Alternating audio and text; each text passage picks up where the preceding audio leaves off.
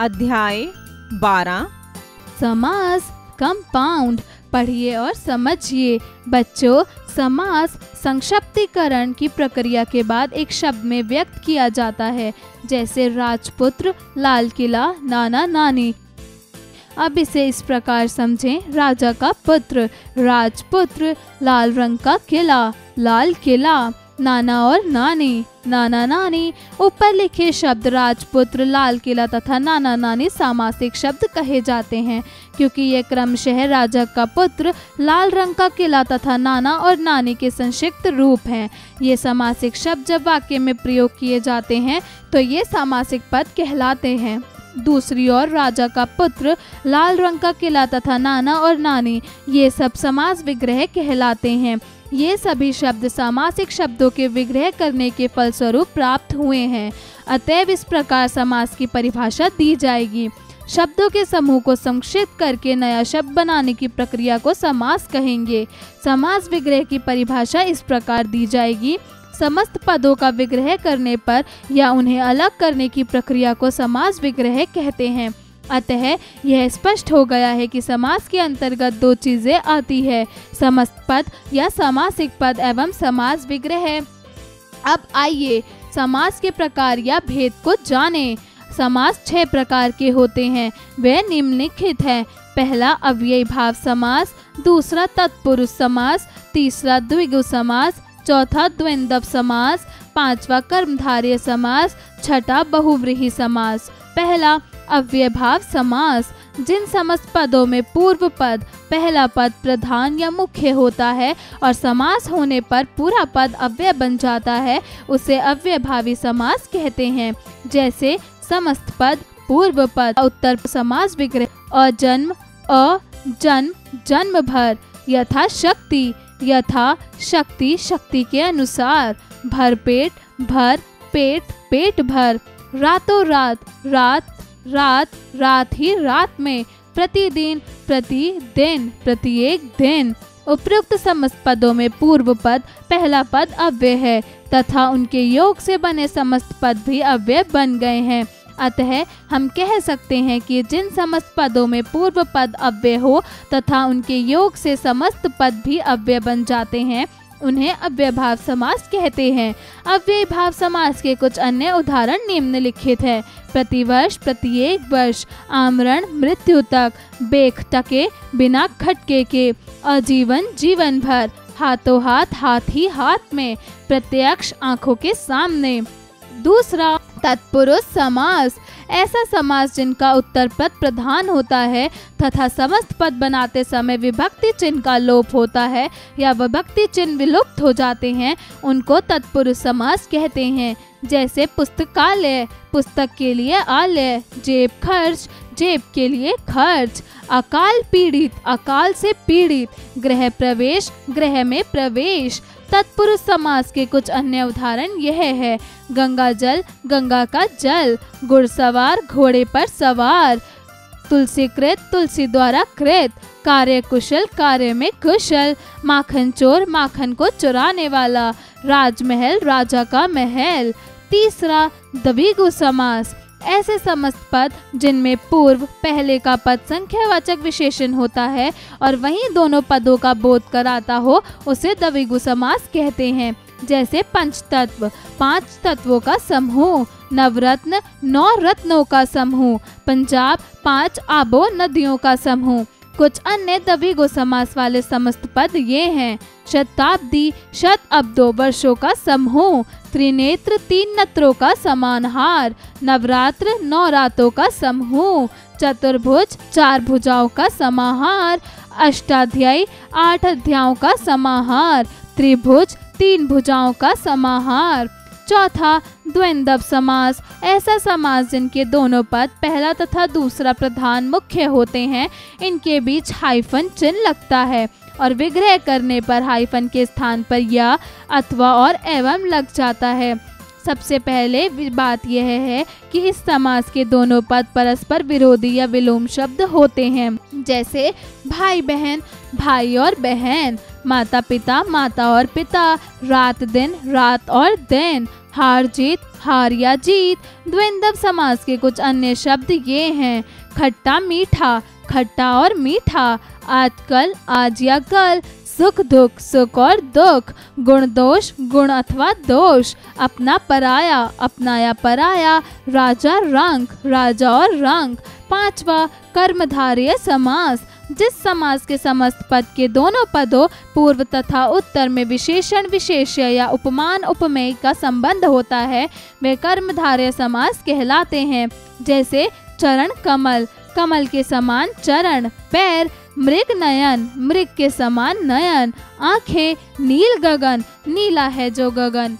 कर्मधारय समास के कुछ अन्य शब्द निम्नलिखित हैं: महादेव, महान है जो देव, पुरुषोत्तम, पुरुष है जो उत्तम, पीतांबर, पीला है जो अंबर, महात्मा, महान है जो आत्मा, वचनामृत, वचन रूपी अमृत, नीलगाय, नीली है जो गाय, घन श्याम, घन के समान श्याम, काला, विद्याधन, विद्या रूपी धन, कल्याण, कमल के समान नयन, नेत्र, चंद्रमुख, चंद्रमा के समान मुख, क्रोधिग्नि, क्रोध रूपी अग्नि, महादेव, महान है जो देव।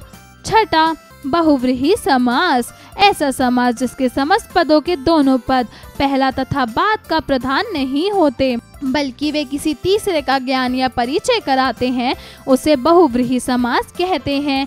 जैसे लंबोदर, लंबा है उधर जिसका अर्थात गणेश, नीलकंठ, नीला है कंठ जिसका अर्थात शिव जी, पीतांबर, पीले हैं जो अंबर जिसके अर्थात विष्णु जी।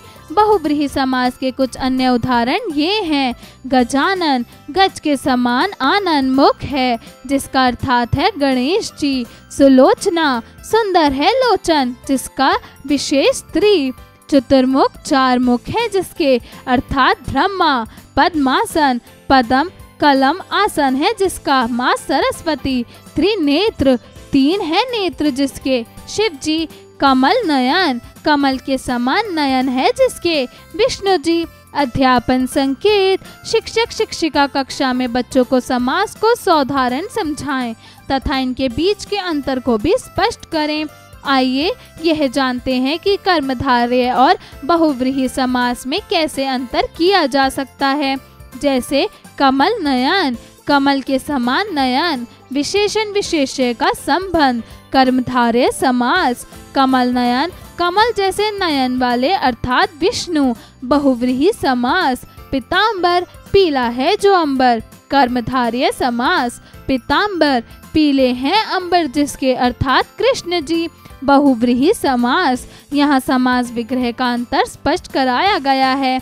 आइए पुनरावृत्ति करें। समास, अव्ययीभाव समास, तत्पुरुष समास, द्विगु समास, द्वंद्व समास, कर्मधारय समास, बहुव्रीहि समास। समास में संक्षिप्तीकरण किया जाता है। समास में समस्त पद, समास एक शब्द तथा समास विग्रह होते हैं। संक्षिप्तीकरण की प्रक्रिया से बना शब्द समासिक शब्द कहलाता है। समस्त पदों का विग्रह करना समास विग्रह कहलाता है। अभ्यास कार्य, मौखिक कार्य, स्पीकिंग स्किल्स। दिए गए प्रश्नों के उत्तर बताइए। का, राजपुत्र किस समास का उदाहरण है? तत्पुरुष। खा, किस समास में विशेष्य विशेषण और उपमेय उपमान की चर्चा की गई है? कर्मधारय समास। लेखन कार्य, राइटिंग स्किल्स। प्रश्न 1, निम्नलिखित प्रश्नों के उत्तर लिखिए। का, समास किसे कहते हैं? यह कितने प्रकार का होता है? शब्दों के समूह को संक्षिप्त करके नए शब्द बनाने की प्रक्रिया को समास कहते हैं। ख, तत्पुरुष समास का उदाहरण देते हुए परिभाषा लिखिए। ऐसा समास जिसका उत्पदार्थ प्रधान होता है और समस्त पदों में विभक्त का लोप हो जाता है तत्पुरुष समास कहलाता है। जैसे राजा का पुत्र। ग, कर्मधारय और बहुव्रीहि समास में अंतर स्पष्ट कीजिए। उदाहरण भी दीजिए।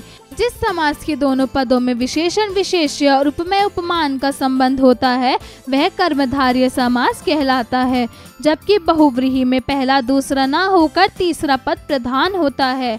गह, समस्त पद और समास विग्रह में अंतर स्पष्ट कीजिए। समस्त पदों का विग्रह करना समास विग्रह कहलाता है, जबकि समस्त पदों का मेल समस्त पद कहलाता है। प्रश्न 2, दिए गए समस्त पदों का विग्रह करके समास का नाम भी लिखिए। समस्त पद, समास विग्रह, समास का नाम। माता पिता, माता और पिता, द्वंद्व समास। राजपुत्र, राजा का पुत्र, तत्पुरुष समास। गगनचुंबी, गगन के समान ऊंचा, कर्मधारय समास। गजानन, गज के समान सर, कर्मधारय समास। तिराहा, 3 राहों वाला, द्विगु समास। हाथों हाथ, हाथ के हाथ, तत्पुरुष समास। प्रश्न 3, दिए गए समासिक शब्दों को उनके सही समास के प्रकार से रेखा खींचकर मिलाइए। समासिक पद, समास का नाम। नीलगाय, कर्मधारय समास। गजानन, बहुव्रीहि समास। राजा रानी, द्वंद्व समास। नवरत्न, द्विगु समास। गुणहीन, तत्पुरुष समास। यथाविधि, अव्ययीभ समास। प्रश्न 4, दिए गए समास विग्रह से समस्त पद बनाकर सामने लिखिए। शक्ति के अनुसार, यथा शक्ति। लंबा है उदर जिसका, लंबोदर। 5 आबों का समाहार, पंजाब। 4 भुजाएं हैं जिसकी, चतुर्भुज। बिना जान पहचान का, अनजान। 3 भुजाओं का समूह, त्रिभुज। जेब के लिए खर्च, जेब खर्च। अकाल से पीड़ित, अकाल पीड़ित। अपना अथवा पराया, अपना पराया। नवरत्नों का समूह, नवरत्न। क्रोध रूपी अग्नि, क्रोधग्नि। कमल के समान चरण, कमल चरण। सुंदर है लोचन जिसके, सुलोचना। पंख, कीचड़ में उत्पन्न होने वाला, पंकज। सोचे विचारे, क्रिटिकल थिंकिंग। प्रश्न 5, समाज से प्रेरणा लेकर आप किन बातों को अपने जीवन में अपनाना चाहेंगे और क्यों, सोचकर बताइए। खेल खेल में, ब्रेनस्टॉर्मिंग एक्टिविटी। प्रश्न 6, किसी अखबार पत्रिका में से सामासिक पदों का समास विग्रह कर अपनी कॉपी में लिखिए। प्रश्न 7, नीचे दिए गए 5 फूलों पर समास के नाम लिखे हैं। अब इनके पत्तों पर 4-4 उदाहरण लिखिए। प्रेरणादायक मूल्य, समाज की भांति हमें भी अपनी बातों का कम से कम शब्दों में कहना चाहिए, लेकिन उसका अर्थ अधिक से अधिक प्रकट हो, जिससे कि हमारी बातें प्रभावपूर्ण लगे।